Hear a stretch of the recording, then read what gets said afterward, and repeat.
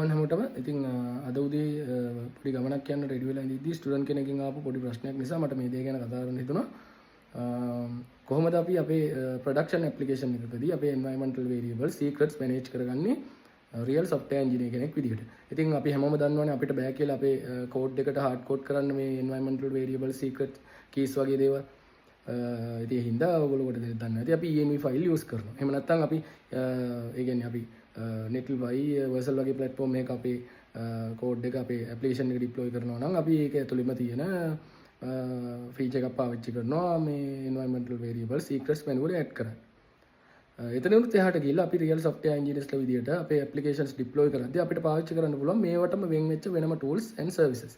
උදාහරණයක් විදියට AWS ecosystem එක ඇතුලේ අපිට පාවිච්චි කරන්න පුළුවන් AWS Secrets Manager කියන මේ සර්විස් එක මේ tool එක මේක ගොඩක් හොඳ tool එකක් සර්විස් එකක් මම දැනටවත් මේක පාවිච්චි කරනවා මේකේ ගොඩක් හොඳ features තියෙනවා ඉතින් ඔයාලගේ applications production applications වලදී environmental variables secrets වගේ දේවල් ඉතා හොඳින් manage කරගන්න පුළුවන් මේ AWS Secrets Manager එක පාවිච්චි කරලා හැබැයි මේක වැඩ කරන්නේ AWS ඇතුලේ විතරයි එතනින් එහාට ගියාම තව තියෙනවා HashiCorp Vault කියලා tool එකක්. ඉතින් මේක ඇත්තටම multi cloud support කරන tool එකක්, platform agnostic tool එකක්, service එකක්.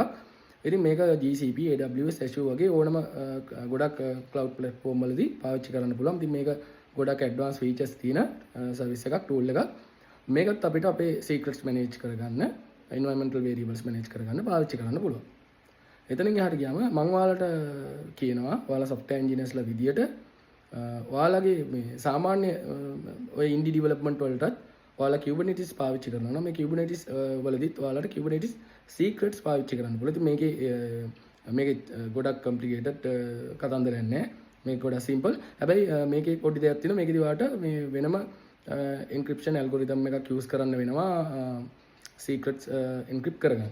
ඉතින් මම කියන්නේ කොහොම හරි ඔයාලා මෙන්න මේ practices වලට පුරුදු වෙන්න software engineers ලා විදියට real software engineers ලා විදියට මෙන්න මේවෙන් තමයි ඔයාලා real software engineers ලා විදියට position වෙන්නේ. ඉතින් මම හැමදාම කියනවා ඉතින් ඔයාලට මේ secrets manage කරගන්න විදි ගැන practically ඔයාලට කොහොමද production application වලදී කරන්න කියලා දැනගන්න ඕන නම් මට comment එකක් දාන්න මම BBB YouTube channel එකේ videos අරගෙන ඉන්නම්. Thank you.